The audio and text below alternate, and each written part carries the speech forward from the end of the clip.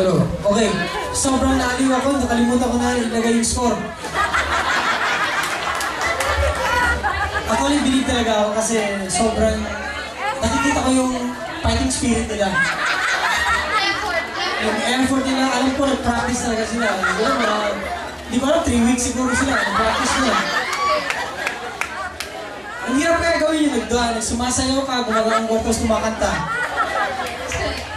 Ang hirap kaya sumabay nun sa kanta na yun, pero actually nakaya nilang sumabay. Kaya naaliw talaga kami, natatawa kami lahat.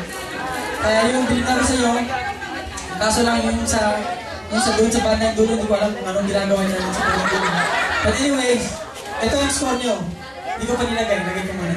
Asaromel mo na ang comment. Asaromel, your comment. Ang galing, ang galing. I really like it.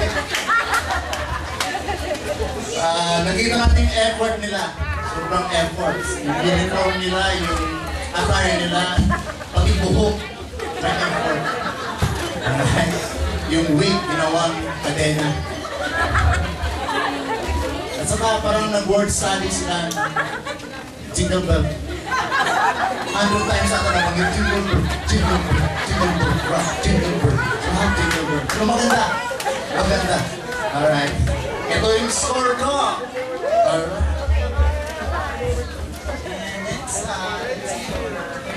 Una muna masasabi ko,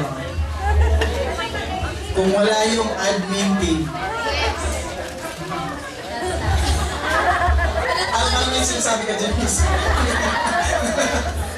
Kung wala yung admin team, mahihirapan ang church sa lahat ng mga activities.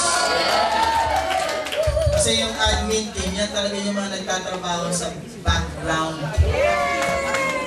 Ay, ang galing ng pagkakapresent nila kasi kita-kita mo talaga yung background. Hindi mo kasi silang lahat. May shades pa ako, hindi ko masyado nakita. Pero naririnig ko yung music. Ang ganda ng song choice.